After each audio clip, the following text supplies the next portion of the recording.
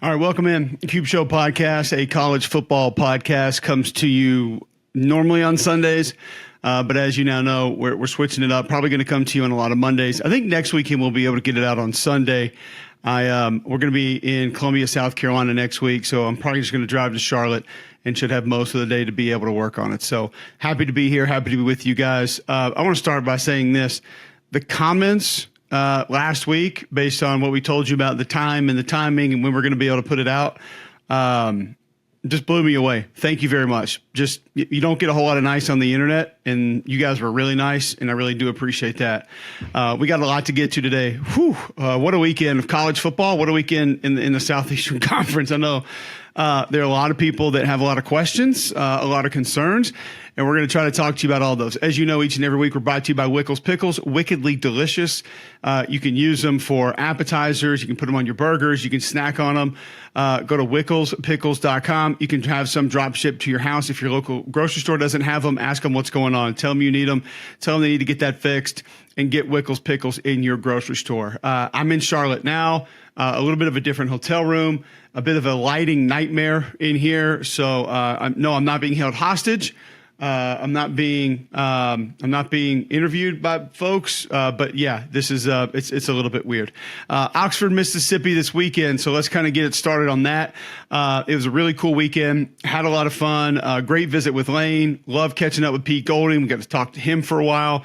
Love talking to Charlie Weiss Jr. I just think first and foremost, like, this is one of the most football savvy staffs that I've been around in a while. You talk about just being football smart. The two coordinators, obviously Lane, a bit of a savant when it comes to football. It's just it's pretty cool. Got to talk to my buddy John Currents. We went to City Grocery Friday night. Excellent. Had the trout special. The cornbread there that they bring you out is just amazing. We had good appetizers, good everything. It was an awesome dinner and had a really good time. Love being down there on the square. It was hopping, parents' weekend, so a lot of folks moving around. It was pretty crowded, but it was fun. Had a lot of energy in Oxford this weekend. Not all positive energy, but I will say this. I heard what a lot of folks were saying. I heard what a lot of folks were yelling. I saw some of the things that were thrown, but for the most part, like 9 out of 10, extremely nice people in Oxford. Folks coming up, saying hello, shaking hands, telling me they appreciate me, say, hey, we listen to the podcast, we watch the show, love the show Monday nights with Roman.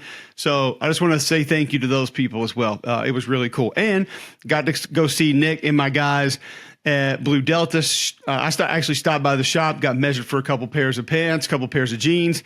They got me hooked up. They got me fixed up there. If you're in Oxford, you got to go see them. BlueDeltaJeans.com, the most comfortable denim you'll ever have. And I had a little bit of an issue on one of mine where I just feel like one of the legs is a little bit tighter than the other. And Nick's like, bring them in, no problem. We'll get them fixed. We'll take care of them. We'll adjust them for you, and then we'll ship them back to you. That's the kind of service you get at Blue Delta Jeans, the most comfortable denim you'll ever wear. Just go to BlueDeltaJeans.com, ask for Nick and those guys. Tell them that you want the deal that I get, and they'll hook you up and they'll take care of you. It's going to be the only pair of jeans you're going to want the rest of your life. Comfortable, stretchy, dressy. They look great. A lot of different fabrics to choose from. Now they have belts. They got some hats in. Go to the website, check those out, and you can grab yourself some Blue Delta gear. Let's talk about this Ole Miss Georgia Tech game first and foremost. 48-23, a little bit tighter than that score indicated at times. But there are some pieces of this Ole Miss team I'm really impressed with. I thought the offensive line took a little bit of step in this game and still didn't play great football by any stretch of the imagination, but coming around a little bit. And because the Tulane game was rough, did not play well. That group had a bad outing, but still didn't get the run game going the way that they wanted to. The Judkins thing was kind of weird. They didn't talk to us a lot about it in meetings. Then all of a sudden it starts coming out. Looks like he's going to be doubtful. Lane said he's going to dress.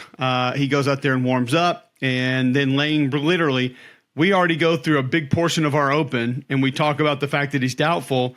As you guys might know, Lane is really late coming out. He comes running out, getting his headset on. He sees me, and he always kind of does this. He just walks towards me, and he's just talking when he gets to me. It's really cool. And I said, so just you thinking more 4-5 wide, spread it out? Because Charlie Weiss told us the reason they threw the ball so much against Mercer or didn't run it as much against Mercer is because they were throwing the ball so well. And so I'm just thinking, all right, you're going to essentially go air raid mode and let Jackson Dart pitch it around a little bit. No Trey Harris in this game, so that hurt. Priestcorn still not back in the lineup just yet. We haven't seen him in an Ole Miss uniform, but he's going to be big when he does get out there. And Lane's like, no, he said he wants to play. And so we're probably a minute and a half from kick here. I hit my producer. I was like, you got to let me back in. Tell Tom I need to get back in. Lane just told me he wants to play. They're going to let him play.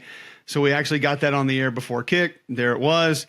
Got that done. Judkins plays a little bit. I saw him and Kevin Smith talking a bunch on the sideline. I think there was a little frustration there. But, I don't think he's 100% by any stretch of the imagination, but you commend him for giving it a go. He wanted to be out there and wanted to play. Jackson Dart, big game running the football. He told me after the game, I didn't really anticipate having to do that. But it was something that just kind of presented itself. And he's one of those guys that has just like a kind of a good feel. I liken it to when our first year under Tuberville and Mazzoni at Auburn, when Heath Evans was a fullback, and then he kind of ended up having to be our tailback. He was just a little bit step slower than a lot of the other smaller backs that we had. And it almost forced a little bit of patience to wait for the zone stuff to open. Then he would just get north and south. And I'm not saying Jackson Dart's the kind of ball carrier that Heath Evans was, but it almost forces him to have a little bit of patience because he's not real quick twitch. And then he does a good job of just getting north and south when it opens up. So I think that is going to be something they can carry moving forward. I don't know how much they build off it or around it, but I do think it's something that they can have. They've got weapons offensively, and Triggs coming along. He's getting better. If they can get Priestcorn back, like that's going to be the best thing that ever happens to Michael Trigg, is being able to play 12 personnel, 2 tight ends, 1 back. And then Triggs sort of your flex guy. And I asked Charlie Weiss that. He's like, man, absolutely. He's like, we try to tell him that and just kind of hang in there. When we get to that, and we might be able to do that and make some of that happen. But this offense is dangerous regardless. I mean, you see how they can hit you in waves as this game was kind of tight. And then you get halfway through the second half and it's like, boom, boom, boom, here they go. But it was, it was about what you anticipated. Outside Ole Miss being able to run the football a little bit better than I know they wanted to. But it's the other part was that Zachary Franklin apparently was going to warm up. And I was excited to see him because obviously I've seen him at UTSA and I know what he's capable of, and thought that would be interesting to see him get out there. But Aiden Williams is a true freshman receiver that played a little bit that they're really high on, said that they want to use him a little bit like they used Malik Heath last year. Long, big catch radius, can win the one-on-ones. Excited about what he can do. They do think Trey Harris can be back next week. Priestcorn, not as confident. But, you're talking about probably 3 of your top 5 skill guys that were going to be out for this game. Judkins obviously goes. But when you've got Dayton Wade, Jordan Watkins, if you can get Zachary Franklin back in there with Trey Harris back and then Aiden Williams continues to come on, like you're going to have a ton of weapons. And I'll tell you one other thing I noticed about this offense. I thought Ulysses Bentley had a couple good runs, but more importantly, I thought he had a couple really good blocks. And I almost feel like he had been categorized by a lot of people as, kind of a speed guy, maybe a little bit of a scat guy, like a changeup back. And he kind of proved to me a little bit in this game that he might not have to be that kind of a guy, that physicality is not going to be something he shies away from. I was really impressed with how Ulysses Bentley was out there trying to mix it up a little bit and trying to go at folks. I was impressed with that part. One other thing I was impressed with, and we won't hear this a lot of other places, Spencer Sanders. He got in the game pretty late, but that's not the part that I'm impressed with. Talking to Charlie Weiss Jr. and talking to Lane, and actually we talked to Jackson Dart too, and he was the same way. They all raved about how this kid has handled himself. And Jackson said, one of the reasons that I can understand things conceptually is like Spencer has made our room better. He conceptually knows everything. He's seen everything. He's seen every defense. He's played a ton of football. He's been around. He said he helps me with a lot and helps me understand a lot. And I just really thought, man, like how cool that was. They said his attitude's been great. His energy's up at practice every day. Like he wants to be there. He's bouncing around. He's motivating other guys. And you think about where we are in college football right now to have a guy who comes in and, he's obviously, he's not the starter. and he's not even really playing. And he's able to motivate the other guys, and he's able to be that kind of a leader. And he's been one of the most productive quarterbacks in college football history for the last 4 years. I just thought it was really cool to hear that, he was that kind of a guy on this team, on this roster. You just don't get that a whole lot. I did think Micah Pettis had a better game. We saw his tweet and what that was about. I thought he did a little bit better this week, and I was impressed with what he had to offer. But it's a team that's beat up right now, and they're kind of trying to find themselves. And they head into Alabama this week with, I don't know what the availability is going to be. If you have Trey Harris, if you have Zachary Franklin, and obviously a Judkins that maybe is closer to being 100%, with Trigg out there doing what he does, they got a chance to do some things. We'll talk a little bit about Alabama's defense here in a little while, but that's one that could be really interesting. And I did just kind of want to say, defensively, I was really impressed talking to Pete, kind of how he's built it. He said he put the emphasis on speed, said they needed to get bigger at corner. I've got my charts here from the game, so I'm kind of cheating a little bit just so I go through back some of my notes and share with you guys what we found out and what we saw. He's got 3 guys who started at cornerback at different schools last year that are starting at safety this year because they wanted more length. They wanted guys that were over like 6'1", 6'2". So, Dejon Anthony would be one of those guys. John Saunders Jr. would be one of those guys. Deshaun Gaddy would be one of those guys. So, and then he said, they've got to get more speed in the linebacker room. They feel pretty good about it right now, but it's not where it needs to be. They need more depth over on the edge. Cedric Johnson's getting a little bit too much playing time. Somebody needs to sort of offset him a little bit. They love what they're getting from Isaac Ukwu, big second effort guy. Perkins is going to be huge for them. Like he popped out to me on the Tulane film. I was like, ooh, this guy's going to be able to get it off the edge a little bit. Like I like this kid, and Pete was raving about him. He was in a sort of see-ball, get-ball defense in high school, so conceptually doesn't know a lot. He's very limited in what they ask him to do right now. But don't be surprised if number 4 makes some plays for this Ole Miss defense across the course of this season. And then Ladarius Tennyson, they just raved about him, what he's done, what he's doing. Fastest guy on the defense. He plays their big nickel, elite ability. Can do a lot of different things, and the safeties have to fit the run in different ways in this defense because they're keeping part of what Pete had before he got to Alabama, along with the Alabama defense. So that's why Wes Neighbors being there is big, because Wesley played for Saban in his defense, but he coached with Patrick Toney at Lafayette, and that was Pete's defense. So now they're kind of meshing them together. So that was a big hire for Pete. So he can kind of put those two defenses together. And the safety rotation is something that's very different on that separates it a little bit from the Alabama defense. They love Stephon Wynn Jr. Pete said he's been like the old veteran inside linebacker. That's, the guy that kind of like the Henry To'oTo'o of that Alabama defense, where he's not the most physically gifted. He's not super twitchy and all that, but he knows everything, can get everybody right, and he can help the room just be better. He's kind of been that player for them. They want Joshua Harris to come on a little bit and do some different things. Pegues is still going to be your athlete up there that's trying to learn how to continue to be a better D lineman. He had a big block down the goal line that was a lot of fun. I tweeted that one out if you want to go see it. He just destroyed somebody coming off the edge there. But it's a group that's better than it was a year ago, has a chance to continue to get better, struggled at corner a little bit in this game. But keep in mind, Eric Singleton's one of the guys that they were beating. He runs a 10-200. He was a state 100-meter champion in high school, so in the state of Georgia, which is impressive enough. But quickly speaking on Georgia Tech, it was cool visiting with Coach Key. I think he's got this thing heading in the right direction. They've upgraded their speed. They've upgraded their athleticism. You look at the receiving core. I just mentioned Singleton. Christian Leary coming over from Alabama. Chase Lane's there from A&M. He didn't play in this game, but Dominic Blaylock from Georgia. They've got real guys at wide receiver. Haynes King looks like a different quarterback. He was very efficient in this game. He's got just enough mobility to scare you a little bit. And, I really think Buster Faulkner is going to be a big-time offensive coordinator, and he's got a good plan for how they want to manage it and handle it. He's got some young talent up there, like Ethan McKinney, a kid whose granddad played in the NBA. His mom played Georgia Tech at basketball. At the same time Brent Key was in school, they knew each other. That was pretty cool. Actually, a pretty cool story was that so Buster Faulkner's girlfriend's brother was at Georgia Tech, lived in the same dorm as Brent Key, so they would bring him around. So Brent Key was playing football at Georgia Tech when he met Buster Faulkner when he was in high school, and so got to know him then. Then he goes on into coaching, and they kind of come back to meet each other once again. And Buster bet on himself, man. He was coaching at some G5 schools, and then said, "I'm gonna go to Georgia, kind of be an analyst and figure this out." And here he is at Georgia Tech, the OC, and they're doing good things. So he's got a good staff. I like the staff that he's put together. They run that stretch play, use multiple tight ends. It's a cool system, a cool scheme. Another cool story about Haynes King, the Texas A&M transfer.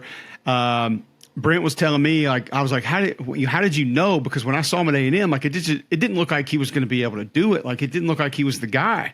And Brent kind of said, well, I was with you. He's like, I didn't really believe it either. I didn't think that he was going to be able to help us that much. And he said, but Winky said, Chris Winky's on their staff. He said Winky and Buster said they could fix him, said he thought he was a big-time guy. They go to College Station. He's in the portal, so this isn't anything shady or anything. They meet with him in an airplane hangar at College Station and talk to him about where he wants to go, what he wants to do. And, he got on the whiteboard, showed him some things. They watched some film together, and he was like, Cole, I was sold. He's like, the kid knows every position, what they're supposed to be doing. Conceptually, he knows ball. He's like a big football nerd, and I already knew that. Jimbo already said all that when he was there at A&M. So, but pretty cool to kind of hear the story of how they got in. They've worked with his feet, done some different things. And so it was pretty cool. Joe Fusile, who's a left guard for Georgia Tech, is a kid that Brent said he's an extension to me. He's just like me out on the field. He holds everybody accountable, does everything, and he's been through a lot in his personal life. But Brent said he's a former walk-on, and he said, the kid he wanted to play football and he wanted to be an engineer. So he walked on at Georgia Tech, wanted to play at Georgia Tech. And I kind of took a step back because, Key is an offensive line coach too. And I said, imagine being 18 years old knowing you want to be an engineer. And he just kind of laughed. And I was like, my brain just can't fathom that. I can't function even. I think the only thing that I knew of an engineer when I was 18 was shoveling coal into a locomotive, as a train conductor. I didn't even know what the hell you had to do to be an engineer. But it's impressive to hear some of these younger kids that just have more and more together than I ever did or any of us ever did. So, but it ended up being a good game, and Ole Miss walks away late. They show their firepower, and it's going to be interesting to see what they can do coming up against Alabama this weekend. So I'm excited about that one. I tell you what else you should be excited about, Prize Picks. If you're looking into fantasy football, you want to play fantasy sports, Prize Picks can help you out. Really simple to play. I make my picks, submit my entry in less than 60 seconds, and I do it on the app. You can go to prizepicks.com/cube.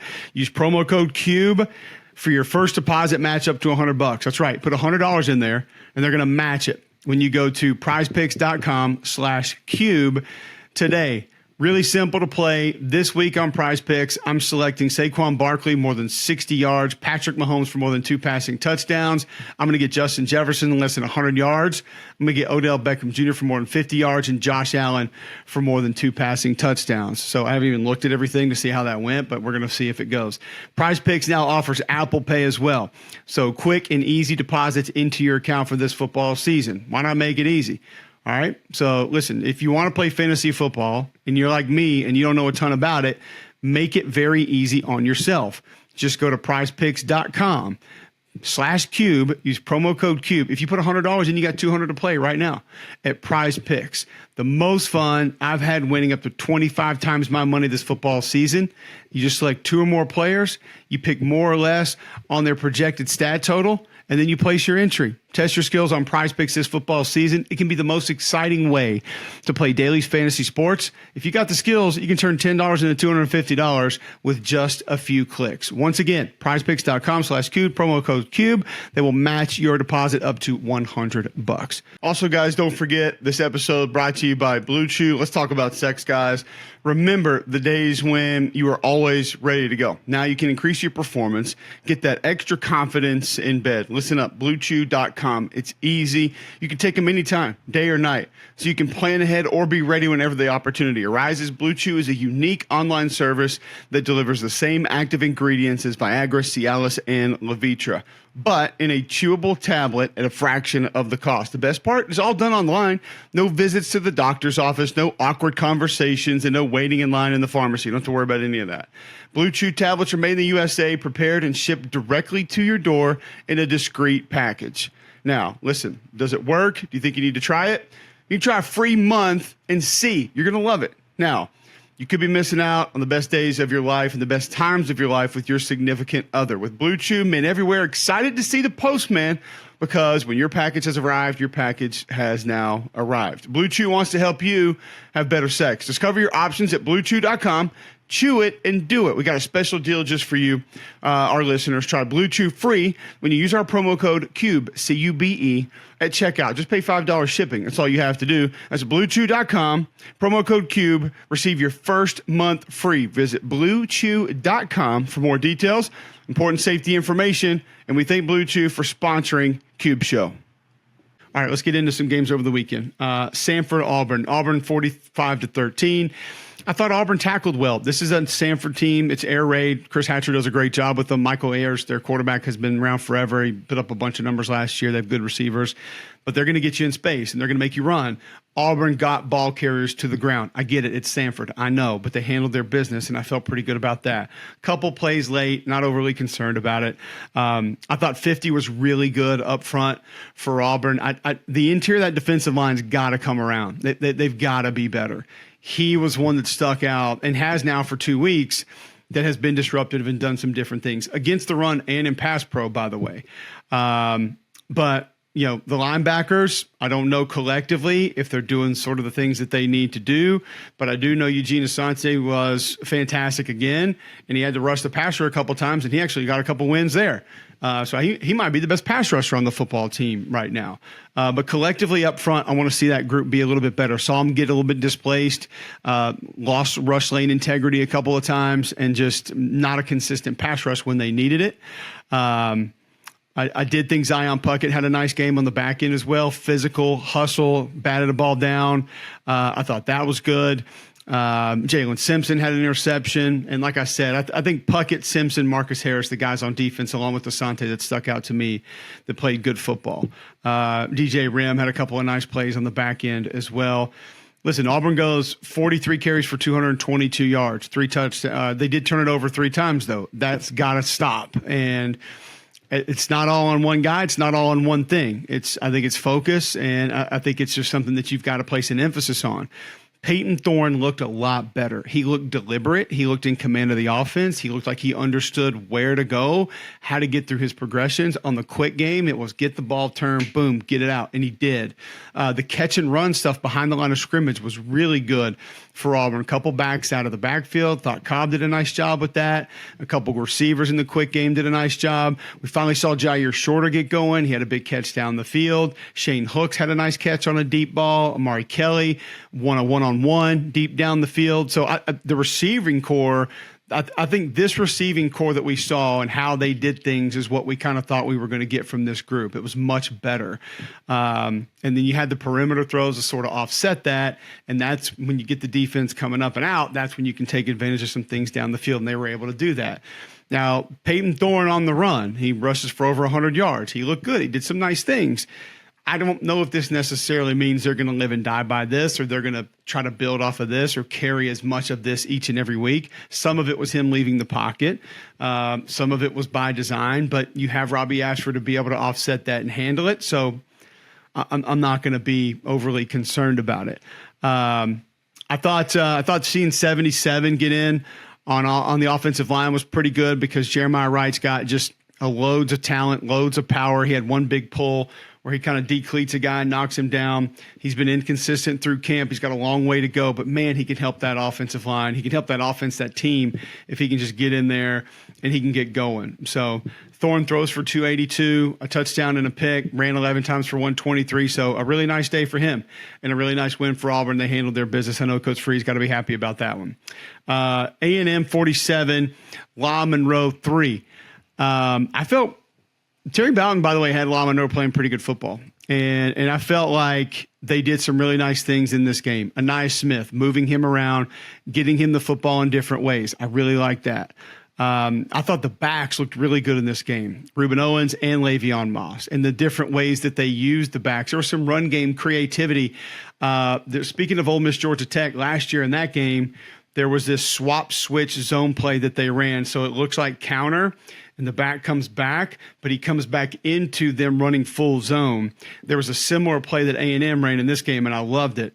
That's the kind of creativity, the little changes that need to continue to happen for this offense to be successful. I thought Connor Wigman looked great, 25 of 29, 337 and a touchdown, deliberate, didn't panic in the pocket, can absolutely rip it when he needs to, and he did it a couple of times. Jade Walker had a couple big catches down the field. He had a big day, but there's still some pressure issues up front. I want to see Layden Robinson play better football. He's not been consistent, and that entire offensive line as a group, there are just letdowns in protection. It's turning guys free. It's not understanding who's hot. It's backs leaving too early. It's tight ends, I think, were good blocking in this game, but there were still points in time in which there was some miscommunication between the three facets that have to help the quarterback in protection: O-line, backs, tight ends. That's got to get cleaned up. I mean, he about got sawed in half against Miami, and now you get a little bit more leakage against La Monroe. What's happening on a lot of this stuff, and you guys have heard me talk a lot about it, and slide protection we've mentioned is just it's an epidemic in this country. Gabe Eichert, who played offensive line at Oklahoma, and does an Oklahoma podcast with Teddy Lehman, he was texting me clips tonight. He was like, "You're right, man. It's an epidemic." And he was a couple Big 12 teams that were doing it. And so when you slide the protection, it's just gapping one way or the other. It can be jet, it can be slide, it can be gap, it can be quick, whatever you want to call it. But defenses are figuring out how to gap replace. So bring guys where they think you're going to be. There are a lot of teams that will blitz the back. LSU did this against Mississippi State, and it worked really well. Blitz the back. So if the back's out on a route, or if the black comes across to pick up protection that way, there should not be the numbers there to be able to pick it up. Or if your back is staying put right there and he's going to come up in protection and you overload that side, it's going to be a problem. So defenses are just smartening up to this. And when you rely on and depend on slide protection, these offensive linemen these days, they can't play with their eyes. So if I gap to the right, I can stay here and help this nose. I don't have to go all the way into that gap. I can play that gap with my eyes and wait and see what comes through. That's what's not happening. So there's a conceptual struggle with protection right now with a lot of offensive lines that I'm seeing. And that's why defenses are playing uber aggressive. They're stunting, they're slanting, they're blitzing, they're having run through, and it's working. Because one thing we're going to talk about with the Alabama game a minute ago, offenses are not making defenses pay for what they are risking. So whatever you're leaving out there for the taking, offenses are not attacking it. They're being attacked, and they don't have a good countermeasure. So that's kind of something that's going on. A&M, some defensive coverage issues on the perimeter down the field a little bit. Not hit the panic button time, but a couple of things I saw down the field. And then, boy, I got to say again, man, Shamar Turner was lights out. Lights out again. And this is what's cool is he can go out there outside of a tackle and he can rush off the edge. He can move down into a 3 technique outside shade of a guard, and he can strike and shed an offensive lineman and play the interior of the defensive line exactly the way it's supposed to be played. Like, he had an awesome game again. And I know he had the issue last week, is what it is, but this kid is showing up every week. And he's playing his ass off. And I've been really impressed with what he's done. And he is an absolute bright spot for this Texas A&M defense, because he has just been big time for DJ Durkin's group so far this year. But a nice win for A&M, 47-3. They handle their business. Vanderbilt goes down to UNLV 40-37. Going back to last week again, something else we talked about. I want to credit Barry Odom, especially their defense, playing like their hair is on fire. Seriously, that UNL defense was flying around that football field. And I thought Vanderbilt actually played fairly well offensively. Now, there are a couple of things that happen.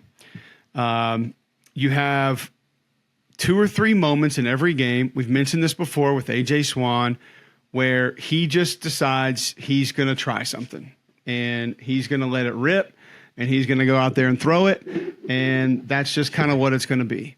And you had a moment in this game, I think it was late second quarter, around middle of the field. You're driving. You've got kind of everything heading your direction, and things are right there. And then all of a sudden, you sort of take a chance, and you throw a pick. It looked like it was open. It was a crosser, kind of a deep cross, man coverage. It may have been a hair behind, but the coverage was there the entire time. But that's one that I felt like he just made up his mind. He was going to throw it, and it was going to happen. Down in the red zone, you had a bad snap. Then you miss a cornerback cat that's coming, and that hits a fumble, and it's a sack strip. You have some linebacker run through that's just not picked up.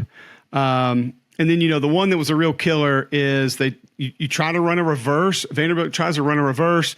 There's pressure coming off the edge that's actually coming with the reverse, but reverse takes a long time to actually make happen. It's a long developing play. The guard pulls around, and there's a back that's going play action as well. The guard sees the blitzer too late, and so you have to retrack. So if you pull, a lot of times you pull flat, and then you see these guys pulling protection, which is like the second worst thing behind slide protection because it just gets guys in space and gets them in trouble. But if you go to pull flat and there's a blitzer coming off the edge, you have to retrack. So you have to immediately gain depth. Now, there are things called pre-snap reads in which you should see this or know this. There's a call that the opposite tackle can make. And on the film, there were wide shots of the stadium and the stands and the seats. There's no fucking way there are enough people in there for it to be loud enough to where you couldn't communicate that. Pardon my language, but it makes me mad when I start talking about this because this is easily handled. Now, I know it's play action, and you're coming off the football and you think you're going to slow guys down, but all you had to do is make a simple. First off, you probably should have gotten out of it, but you run like an inside. You run like a power fake. Guard pulls, doesn't see it. So here comes blitzer. Back is faking getting the football the same direction. He doesn't retract to pick it up. And what happens? Quarterback turns around to give it on the reverse. Linebacker blows him up. It's a fumble. That's a huge problem. That was a huge swing right there because they ran it back and they scored. Vanderbilt was up 17-10, late second, around midfield, driving at that point. And then all of a sudden it's 17-17, all the momentum with Las Vegas, even though they don't have the turnover slot machine anymore. Apparently the gaming commission got involved in that thing, whatever. But either way, Vanderbilt had this game, man. Like 14 made a couple big catches down the sideline. He's just been phenomenal for them. They quickly distributed the ball to some of their skill players. They made some plays in space, even though UNLV was tackling well. UNLV tackled really well because Vanderbilt had a good plan to get the ball into the hands of their skill guys quickly, and they can run. They got a couple guys that can run, and they just could not turn that into bigger and bigger plays. The offensive line could not hold up in protection. That's still a problem, and defensively, that secondary just continues to get in trouble. But I'm just going to say this. Clark is building it. He has it heading in the right direction. I like what I see from him.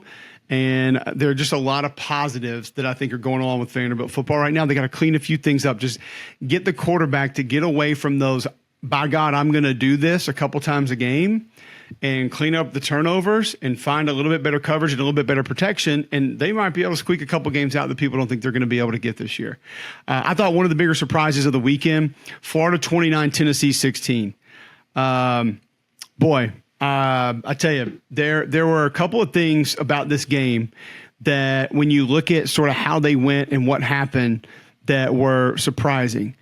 But there are also things that when you just look at the way that they were set up and what they did, it shouldn't be surprised the way that they happen. I got to start with this one, though. Number 99 for the Florida Gators. This is a kid that, and you know what? I don't really like doing this a whole lot, but I'm going to do it this one time. If you were to go back to the summer and pick up a couple of our episodes talking about guys coming out of the portal, we talked about on this show about Cam Jackson, the D tackle out of Memphis, and that we liked him and some of the things he did on film were going to carry over. And then I talked to Ryan Silverfield about him, and he raved about it, how much power he had and how good he could be, and that he hasn't even reached his potential yet. Austin Armstrong told me during camp some of the same things. If you want to go find this game again and you want to focus on number 99 for Florida, I would be willing to bet you that every time Tennessee tried to run in between the tackles or just run the ball, period, not out wide on the perimeter, 99 affected the play. He was absolutely dominant. First play of the game, Tennessee spits it out to the right, and if you see over in the left part of the screen, Cam Jackson has a center, and he literally just throws him and he goes like 2 yards in the air to the left. And I was like, whoa, rewind that one. Got to see that again. He just tosses him. He was two-gapping and striking and shedding guys off of him the entire night. I think he was the main reason that Florida's defense won that game, because it allowed them to play 4 and 5 man boxes, which are light boxes against the run. They played four in the box a lot, and Tennessee could not run the football. Florida tackled extremely well. When they spit the ball out on the perimeter, Tennessee's usually going to get some of those quick throws out wide into at least 1 or 2 explosive plays in a game, and they couldn't do it because Florida was tackling well. Now, you had your center out, you had your right tackle out, so Tennessee's O-line was down a little bit. I get it, but give that defensive line. 95 had a good game. 17 made some plays. 7 made some plays. There were multiple guys that were stepping up making plays. I thought Princely, number 1, did some good things off the edge, not just rushing the passer, but obviously in the run game as well. And so Tennessee can't get the run game going, and they don't get what they need on the perimeter. That changes things, because what I think it allowed Austin Armstrong to do is play a lot of versions of cover 3. Well, when you have cover 3, what do you have? Deep left, deep right, deep middle. Kind of hard to squeeze some balls in down the field when you have 3 deep safeties. I thought Austin it appeared as though he did a good job of getting calls in quickly, like immediately.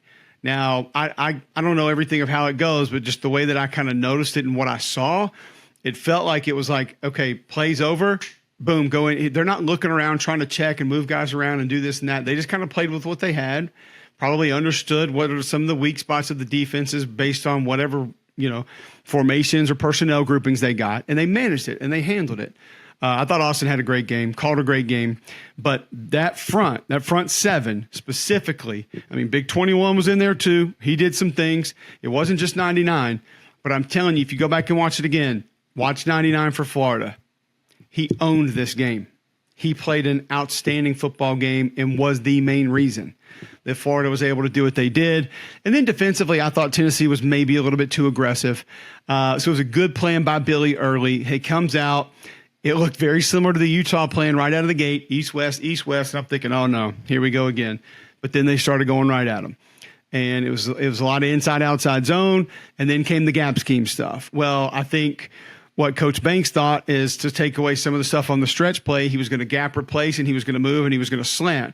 Because then you get guys in the backfield, you force the backs to retract, cut back maybe too early, and you get them in trouble. Well, then they hit him with some of the gap scheme stuff, and the Florida offensive line played fairly well. They had a pretty good game. Getting Kingsley back at center was big for them. They looked like they had a little bit more mean on, a little bit more nasty going for them. It was impressive to see what that group did and how they played. And, ATN was huge in this game. And he had really good patience. For a back that's as explosive as he is, a lot of times in the stretch play, those backs will take that and they'll just sprint. Like that was a problem Tank Bigsby had early in his career. He would take the football and he would just sprint and like run into an offensive lineman. I thought ATN did a nice job with his patience, kind of waiting, foot in the ground, boom, go, get north and south. He had a big game. I thought the center really struggled for Tennessee. The offensive line kind of struggled. If you can't run the ball against a light box in that, in that offense, you're going to have some issues. There were 2 or 3 downfield that were close. There were 1 or 2 that were just flat missed. But there were 1 or 2 that the effort to go attack the football I didn't like. I'll just leave it at that. I'm going to say this finally about this game. I think Joe Milton's going to catch a lot of hell for this game. I think there are going to be a lot of people out there that are saying he can't get it done. He can't hit the deep ball. He's inconsistent. He's this, he's that. It's fine. But what I took away when I watched this film, I didn't turn that off and go to my next game thinking, man, Joe Milton's rough. Joe Milton had a bad day. I don't think he was the reason Tennessee lost the game. And usually not one person is. But I think you're going to hear a lot of how bad he was and how critical he was in them losing that game. And I just don't think that that's the way that thing went down. It just wasn't. So that's not the way that I saw it. Nonetheless, they've got to find a way to get that O-line going, because against Austin Peay, they played like maniacs. I know they didn't have a great game collectively, but like they were coming off the ball. Virginia too. Like they were firing off the ball, double teams. John Campbell got beaten pass pro a couple of times in this game. Like that was the other part. The O-line lost one-on-ones up front in pass pro. Like there's just that, like, it can't happen. Especially when you get down a little bit late. So, but a surprising score that Florida was able to do that to that Tennessee team the way that they did. So Arkansas goes down to BYU, and you know, this is one that I was anxious to see it. I was curious as to how it would go, because you guys have heard me. I've been pretty positive on Arkansas so far. I thought there had been a lot to like. I thought there had been a lot of things that were good, that were positive. But 38-31, Arkansas goes down. First play, they run outside zone to zero, and it's like, he's in there, he hits it, it's good. It's like, here we go. Like they're gonna be rolling. I thought the offensive line was a little bit too quick to leave one another. Now, part of this, BYU plays an aggressive nature of defense. It's not really an aggressive style, as in they blitz you all the time. It's just when they see something, they run and attack it, and they try to hit you. Like that's what I mean by aggressive nature. That's why a lot of play action works against them. Misdirection, throwbacks, bootlegs, that kind of stuff. And I actually don't think Arkansas carried enough of those type of plays into this game. It did look like there was some things like that were left out on the field that maybe could have been had. That's Monday morning quarterback stuff, whatever. But like on the combination blocks, center guard, guard tackle, I felt like one guy was a little bit too quick to leave a lot of the times. Like instead of handling the down lineman and then going up a little bit late, which is something Florida did a really good job of. That allowed some D linemen to like kind of work through and then make a play as the back was coming to the line of scrimmage.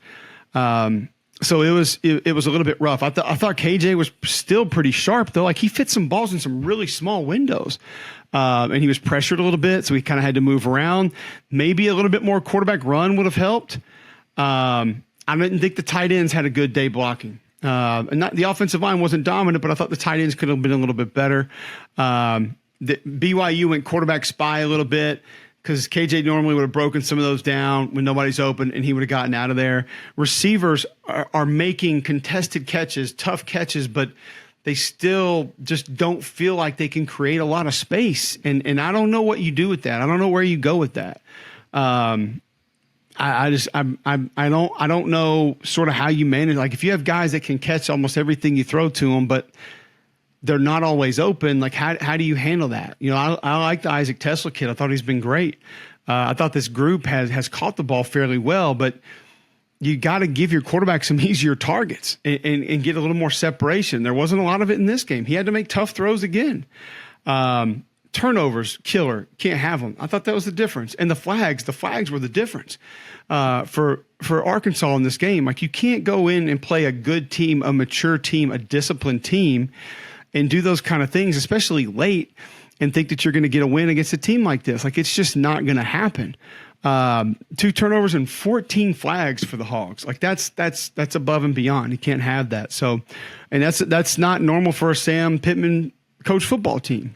I still think there's some positives. I want to see how they bounce back, but God almighty, the stretch they got coming up, it's a lot, man. Like it is a whole lot.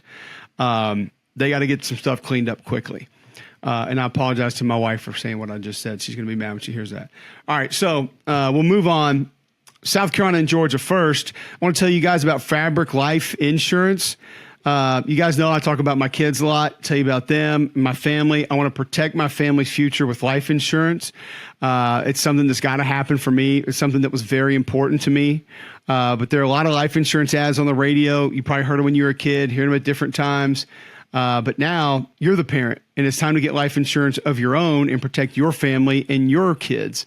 You've had to learn now with many new skills to provide for your family, how to do all the different things you do around the house, whether it's meal plan, laundry, yard work, and it doesn't get any easier. Now you got to protect your family's financial future. So Fabric by Gerber Life provides an easy one-stop shop for your family's financial needs.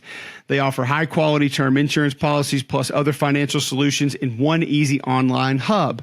So Fall, about back to school. Obviously, it's about football, about routine checklist. And the most important task on that list should be securing your family's financial future. Start that with life insurance, guys. This is something I skipped out on for a long time. Finally came to my senses, realized I need to get this done, and I need to get it done quickly. Fabric by Gerber Life makes quick, easy, and affordable to protect your family so you can get back to enjoying life. Fabric is partnered with Gerber Life, trusted by millions of families like yours for over 50 years. With over 1,700 five-star reviews, they're rated as excellent on Trustpilot. So here's what you need to do. You right now need to go to fabric.com/cube. That's fabric.com/cube. MEET fabric.com/cube. So meetfabric.com/cube. And go see what they can do for you. Apply today in just minutes at meetfabric.com/cube. Policies issued by Western Southern Life Insurance Company, not available in certain states. Prices subject to underwriting and health questions. Life insurance, very important. Get that taken care of for you and for your family. All right, Georgia takes down South Carolina 24-14. This one was a little bit surprising for a lot of folks, too. Didn't really go the way that we thought it would. South Carolina came out humming. Juice Wells was back. Felt like, oh, man, this is it. This is the guy we thought we were going to get all year. Big touchdown early. Then he rolls his ankle or something again, and all of a sudden he's got the lower extremity, and it's like he's out. He's not going to go. It was just that had to be a dagger, like emotionally for that team. Knowing you had him back, knowing he was going to contribute, knowing he's making big plays. Spencer Rattler's throwing darts, and then he's back out. Like, that's just brutal. That's tough to overcome. The offensive line wasn't good again, but what I did like is what they did with this plan. Quick ball distribution. You saw it go to a lot of different people. Luke Doty's involved. Trey Knox is involved. The backs out of the backfield are involved. Quarterback run here. Spencer's dealing a little bit to offset that offensive line. The problem is you can't live and die on that for 4 quarters. You are going to have to find ways to come up with other things once Glenn Schumann adjusted. And then it just wasn't there. I think Schumann knew he could play a little bit lighter in the box, and he knew the run game wasn't going to be as much of a problem. And that's when he was able to dial up some pressures, mix and match some coverages, and things got a little bit more complicated. Xavier Legette had a couple of great catches in this game again. I like how they line him up in the backfield, move him out, do different things with him. But once again, you weren't going to be able to make a living on that for the entire game. Edwards back at tailback for Georgia. I thought he provided a little bit of a spark. He showed great patience, kind of like what we talked about with ATN a little bit earlier. In some of the zone scheme for Georgia, he was just kind of wait, and it might go outside the tackle, and then he's north and south. It might hit back inside the guard, and then he would get upfield with a little bit of power.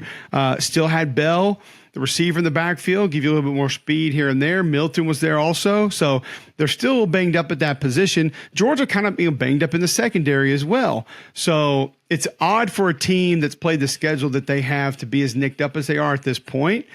But let's just think about it like this, because I've heard a lot of panic from Georgia fans. Your quarterback came out in the second half, made some big throws, did some big things to secure this win. He's continuing to grow. The offense is continuing to mesh. This is still a new offense. I know they call the plays the same thing, but it's a different guy directing it both on the field and off the field. That changes things. It's going to take continuity, a little bit of time to really come together. You're undefeated right now. You're 3-0. So, and you got an SEC win. So you're 1-0 in the SEC. I understand if you want to be mad at things, you can be mad at things, but there are also a lot of things to be positive about. I think when you look at 10 on defense, Dumas Johnson running around making plays. I thought you got a couple of new faces that caused some problems up front. Mykel Williams, that was we saw the flashes from him that we thought we were going to get all year, and he was going to bust out on the scene and be one of the better defensive players in the SEC. So I don't know. And I don't know why I've been like a little bit more of the optimist this year with a couple different teams. Maybe it's too much, but I just focus on the things that I see that I like. And I think that if you can take those things and build upon them and continue to work on the things that are holding you back, things are going to work themselves out. Now, did 73 struggle in this game? Yes. Do I want to see more 19? Of course I do. Had him in the backfield on a couple plays, and use him that way. Do different things with him. But it feels like every time Brock Bowers touches the football, like that drive just has more energy. That drive just seems to go a little bit easier.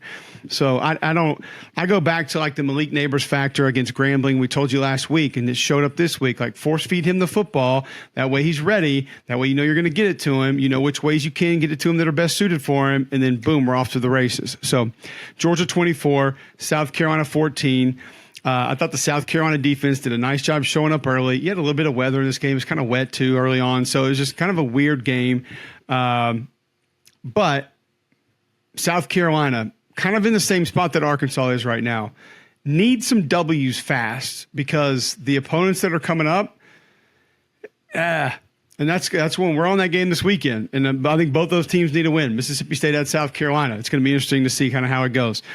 Speaking of Mississippi State, they go down 41-14 to LSU. This is the LSU team we thought we were going to get. Jaden Daniels, I think he hit his first 12 passes, first 14 passes, something like that. He was ridiculous. Like this was NBA Jam. Like he's doing the 360 up above the backboard and the ball's on fire. Like he's shooting from half court. He's on fire and the ball's just going in. Nothing but net. And the net burns up when the ball goes through because it's flames. He was torching this defense. Mississippi State secondary struggle. Corners struggle, specifically 3. Rough day.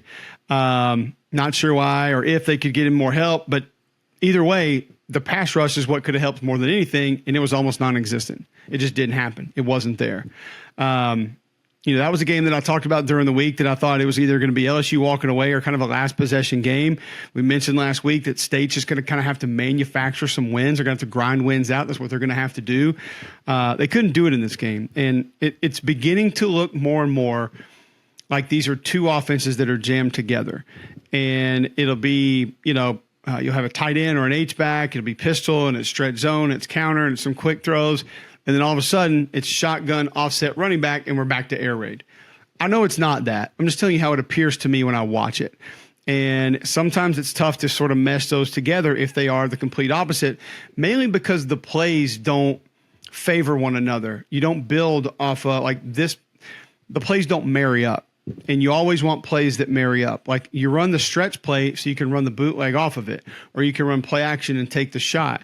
You run the stretch play so the defense starts to flow, and then you run counter because counter, the back does one step like this, and then he comes back across, and everybody's been flowing so hard, then boom, you're pulling guys around, and you have one out of the gate. So, you throw slants early, so later in the game you can hit a slant and go, and you can hit up top for an explosive play. Like you throw the quick screens out the perimeter to get the defenses up, and then that's when your double moves get you down the field. Like so, I just don't know how some of what they're doing is married to each other, and it feels like something's going to be a little bit of a problem. Now, you're not going to play Mason Smith, Mekhi Wingo, and Harold Perkins very often either. Like you're not getting that this week, even though this is a veteran-laced,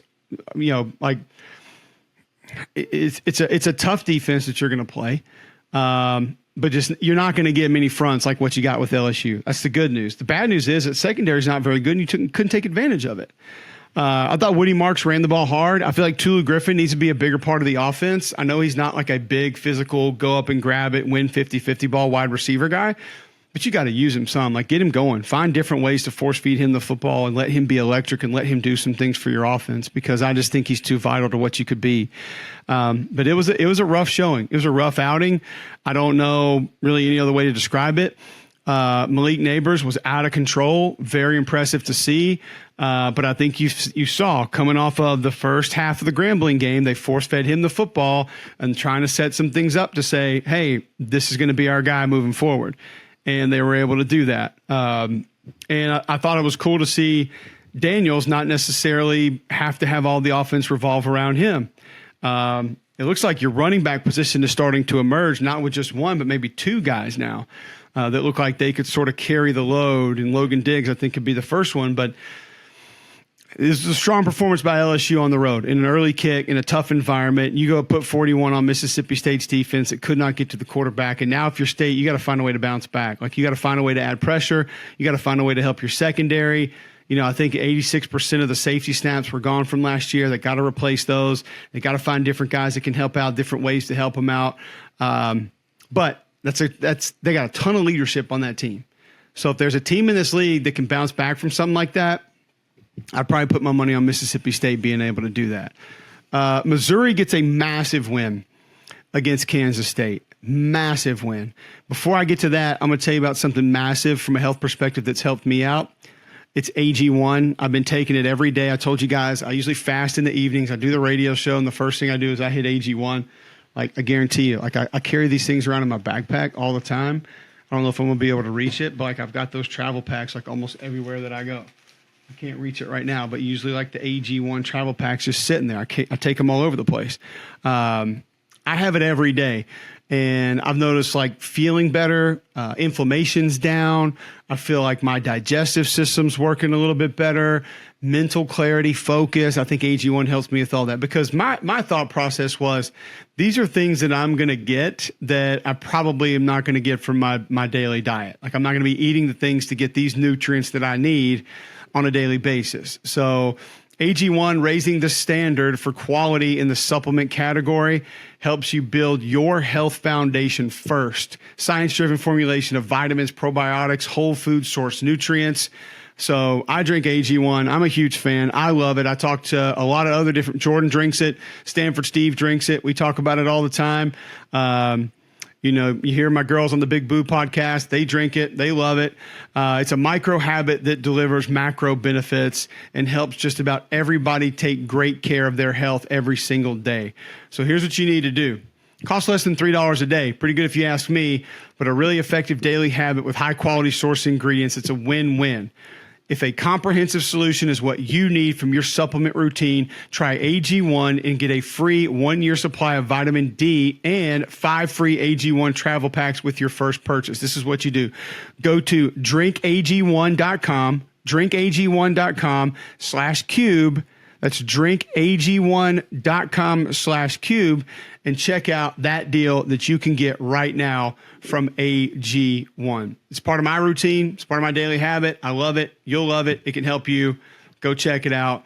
drinkag1.com/cube today.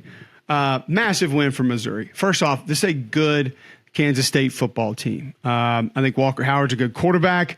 I think that they are physical at the line of scrimmage on both sides of the ball. They play sound defensively. They use some bonus bigs that are usually tough to deal with, a la number 34, who found himself open a lot. That was a problem, especially with some of the zone beaters that Kansas State went too late. And you hit all the crossers. You saw him take advantage of that. Pop pass, got that in the end zone. However, they come away with a win. I thought Johnny Walker was big up front for the defense. Hopper was massive, man. Hopper was all over the place, making plays in the backfield, making plays out in space. Like he saved a lot for that Missouri defense in this game. Luther Burden, big, 7 for 114. Thought Brady Cook grew up a lot in this game. It looked like he rolled his ankle and wasn't going to be able to go because it actually looked pretty bad when you saw the replay. He comes back in next series. He's good to go. And then had some big runs after that as well. I looked early like they were going to lean on the quarterback run a little bit too much. And it's kind of like, man, you're going to have to throw the ball to win this game. Like it can't just be Q run. And then the run game wasn't really there. Schrader and those guys kind of couldn't get going. Again, that's a tough front seven, a physical front seven. It's no real surprise that you don't just pound them into submission. But I love the way that the Missouri offensive staff used motion. They used it in the run game to help open a couple of things up. They used it to get Burden going a little bit. But then most importantly, they used it to get him isolated and get the matchups they wanted with him, either motioning someone else to steal some eyes or motioning him into different spots and then hitting him up top for a couple of big plays. He made a couple huge plays late, 356 yards passing for Cook. The O-line was still a little bit shaky, a little bit inconsistent, but he found his calm a little bit more than he normally does. And that's why he was able to stand in and make some big plays. And then obviously you get Harrison Mevis that hits a 61-yard field goal at the end of regulation. And a couple of things that we just have to talk about that go with that. All right, first off, Brady Cook was fantastic in 2 minutes leading up to that. He was great. A couple of nice throws and just managed it all extremely well. Like when I said find his calm, that was one spot that he did, and he had to have it there, so that was great. But you come up and spike and you go to the sideline, you stand around like nothing's happening. And then Eli's got to try to scramble you back out there with like 4 seconds left and you get a delay of game. Thankfully, he hits the 61-yarder. Missouri wins. It's an SEC record and everybody's happy. But that saved a lot of headaches. That saved a lot of negative publicity and a lot of BS for that program because that's all people would be talking about today. So that's got to get cleaned up moving forward. That operation in 2-minute and game-winning field goal situations has got to get cleaned up. I know there'll be an emphasis on it. I know Drink and those guys will talk about it. They'll coach it up. But, oh, man, that was just one when you see it, you're kind of like, how does that happen? Like, how can you let that take place? And then they escape by the hair of their chinny chin chin with a bomb of a field goal, and they get out of there with a win. It's a good win. You get it at home, a good team, a solid team that has a starting quarterback back, a lot back in the trenches on both sides, and a very well-coached team. Coach Kleiman does an excellent job with K-State. But Luther Burden, Brady Cook, excellent. Hopper, excellent. Walker, excellent on that defensive line. The Stars came out from Missouri when they had to have them. Big players made big plays in that game. And so it's a huge win. Finally, we'll wrap it up with Alabama and South Florida. Alabama wins the game 17-3. You'd think they lost the game, first and foremost, by reading Twitter and the internet and text messages that I'm sure you guys have gotten that are similar to what I've gotten. The earth is ending. They're going off the plateau. Coach Saban's done. They can't win. They're going to drop 4 more games. First and foremost, and I don't know why I feel like I have to be this guy sometimes, but I'm just going to kind of do it here. They won the game. They won the football game. Did it look good? No. Very few parts of it did. A lot of it was ugly. I won't try to make that sound like that's not real. But they won the football game. And they're undefeated since you go down to Texas, and that's a national championship contender that knocked you off. So you at least came back and won the next game. The quarterback situation is I don't even know. Because I know some of the things when we had Alabama against Middle Tennessee that Tommy Rees told us about Tyler Buckner, the things he's capable of, just the way the ball was coming out of his hands early. The one little he had to kind of move it around a defender, and the ball just kind of flubbed out. And then it felt like every quick throw was either short or behind. Nothing really seemed to be on target. He looked a little panicked in the pocket. And you could tell pretty early on, this is not going to work. And then Ty Simpson comes in, and it's just not a ton better. He made a couple throws late, 2 throws late that were pretty big. But if it wasn't for Roydell Williams and some of those backs, which they were also a liability and protection for most of the day, as was the offensive line. We'll get to that in a minute. But running the football is what saved them. And I think the fact that Tommy stuck with the run saved them too, because most teams would have just bailed. They ran it the first 2 series, and they got away from it. And then I think they realized the quarterbacks were as bad as they were, and they just went back to it and tried to grind that game out. The defense won the game, though. I mean, Braswell and Turner were great off the edge. Boygby did some good things inside. Tim Smith showed up a little bit. Deontay Lawson was big. I thought Malachi Moore had a really nice game. Interception in the end zone, came up and made some plays in the alley. Corners covered fairly well. You had a slippery quarterback that was moving around, did some things, kept some plays alive. But I think they had less than 100 yards passing. So, but I mean, Ty Simpson was 5 of 9 for 73 yards. Buckner was 5 of 14 for 34 yards. That is 5 of 15 on third down. Now you held your opponent to, under 270 yards. It's great. It's good. But man, it didn't look motivated. They looked disinterested. No, not everybody on defense did. Mostly that was on offense. Most of the guys on defense felt pretty ramped up. But offensively, the left tackle is struggling with speed right now. He can't handle a speed rush. The right tackle is getting beat inside on a regular basis. He has not gotten that repaired. And it's just movement is a killer for that group right now. And think about the teams that they've played. Texas didn't have to move a whole lot. They were bigger and badder, and they came right at them. But Middle Tennessee moved a lot. They weren't going to be able to be stationary, and they struggled with it. This team moved a ton, but super athletic up front. They struggled with it. So run through, slants, run twists, games, pressures, pressuring late. Once again, that slide protection thing that we talked about, where you slide it, and the backer holds, and then comes late away from the slide, blitzing the back. That got to the quarterback a couple of times. It's an epidemic, and you guys don't want to believe it, but it is. I promise you. And it's holds true in Alabama as well. there seems to be a lack of understanding with a lot of their protections of when the back's in, when the back's out. I saw a back and a lineman sort of back and forth on who has who with multiple players off the edge a couple of times. Saw a couple wasted offensive linemen in protection. That's just stuff that's mental, man. Like that's stuff that can be cleaned up. It can be repaired, but I don't know if it can be repaired in a week.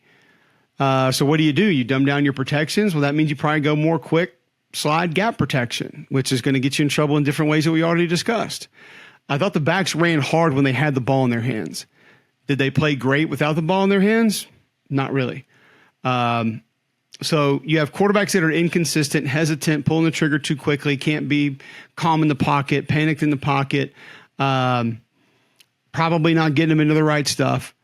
And I don't know where you go. Like we talked about that fork in the road last week. I think it's more narrow now, but it's also more definitive, as in it has to happen. So you're going to go Milrow and put in some quarterback run and be heavy with that and try to find a way to make that go. Maybe it can happen. But the offensive line's got some things to figure out. Like there feels like a little bit of that killer instinct that's not there, but there's a lot of cohesiveness that's not there. And part of it is people have found some things that they struggle with, and they're attacking those things. And this is the one problem that I'm also seeing with a lot of teams, and this is a big problem with Alabama, and I think Roman and I are going to talk about this on Read and React Monday night, 6 p.m. on the SEC Network Central. A lot of teams, specifically Alabama, they are not making defenses pay for what they are risking. And what I mean by that is where they are being high risk and what they're leaving behind, they're not attacking that. We talked about this a little bit earlier, but Alabama specifically, there are a lot of moments when you get like a 15-yard cushion out to the left because the safety, the nickel, the alley defender is walking up and he's going to blitz. You have a receiver standing by himself with a 12, 15-yard cushion, and you try to run some sort of a zone read handoff in, and he comes flat and makes the play. Like you have to make them pay first for giving you the one-on-one, two for giving you a one-on-one with that much cushion. You could turn and spit it and throw it. You could run a slant right there and probably the guy's still running. But there are very few offenses that can see that quickly enough to actually make a defense pay. So what these defenses are doing now is they're saying, well, we'll slant. And if we don't have anybody backside, who cares? We think we're going to cause enough problems up front that we're going to get into the backfield and we're going to destroy your run play anyway. Or we're going to get pressure on your quarterback and you're not going to find your third read, which is where we're weak, and be able to attack it. It's kind of something I feel like Tennessee tried to do to Florida, and it just flat didn't work. The Florida O-line handled it. But they've got to find a way to see where defenses are weak and attack it. And I understand a lot of what they're doing is a little bit confusing, and you don't have guys that have played a ton of football together that are in there right now, but dumb it down, make it easy, do what you got to do, because it looked sloppy. It looked ugly. And I will counter just with this. You had a quarterback change. Okay. You had your best offensive lineman out. You had your best defensive lineman out, and you had weather. So just kind of take that into consideration a little bit. I don't think we have to completely kill all the kids with everything that we say about them, but they need a lot.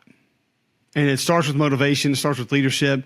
They need guys playing like 15, 41, and 32 on defense. Like I might find a way to let those guys play offense with the way they're playing, because they are getting after it. 13 got after it on defense. 1 got after it on defense. Like I whatever that side is talking about from a motivational perspective needs to happen on the other side of the football, because they got it down. The other side just is not where it needs to be. But it was disappointing to watch, because it did not – you never thought you would see that from an Alabama team coached by Nick Saban. You never thought you'd see a team where you're like, man, this effort just not what I thought. Oh, this is the communication's not there. The comprehension's not there. The attitude and the demeanor lacks a killer instinct. Never thought you would say that, and you did. Like, when's the last time you saw Alabama safeties get thumped multiple times in a game by running backs? Because I hadn't seen it in a long time, but I saw in that game, Nyquan Wright put one on Caleb Downs that literally hurt my spine watching it. So, and there's another one that came later in the game on a different player. You just don't see that very much. So just things that are different about this team that may be able to be corrected, may not be able to be corrected. But Lane coming in there this weekend, I'll tell you what would be the scariest thing for me if I was an Alabama fan right now. I had Lane Kiffin postgame, okay? And I asked him about Jackson Dart, asked him about the defense, defending the stretch play, blah, blah, all that. And my producer hits me and he said, I think you probably need to ask him about Alabama. I don't think I would have, just because it's kind of like, you just won a game. I said, hey, Alabama next. When I say that, what does it make you think? Describe that. And he sat there for a minute. He said, Coach Saban, it's Alabama. I guess we got to go to Tuscaloosa. And he walks away. Now, why is that scary? Because normally that's his opportunity to, go off or be funny or be cute or say something or do something that gets attention and clicks and retweets or whatever. And he decided to completely pass on it. Which, when he does all the other stuff, sometimes I think that's a cover-up for where his team may be lacking. I felt like that was almost a sign of the utmost confidence with what he's bringing in there next weekend. And I'm not sold that Ole Miss wins that game. A lot of people are. A lot of people on my crew are talking about, oh yeah, it's done. Yeah, they'll go in there. I still haven't decided on that one. I'll make a call on that one later in the week. But there's a lot of things I see in that game that could be trickier than people think when they're trying to break it down. But just one other thing from Lane that we got. So I had a great time in Oxford.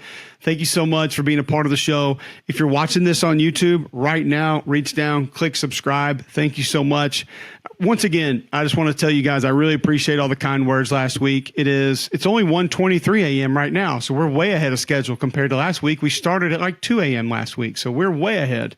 Next week, we should be able to get it out on Sunday. I'm hoping to do that for you guys. Thank you for sticking with us. Like I said, we're going to watch the tape. We're not going to do this unless we see the film. We're not. And I got through it, and it took a while. I got on a later flight today, so I was able to hit some baseballs in the backyard with the kids, able to go to brunch with the fam, got a little bit of that in. So it was all good. I think Jordan rode back to Birmingham with me from Oxford. I think we rolled in at I think I dropped him off at the Westin downtown at like 1:20, 1:30, something like that. So yeah, a little bit better than the week before. So we're narrowing it down here a little bit, getting better and better. Thanks for being with us at Cube Show on Twitter, at Cube Show on Instagram. You guys know we're going to be back next week. We might not know exactly when it is, but by God, we're going to get it to you. And we're going to talk football each and every week right here on Cube Show. Thank you guys so much.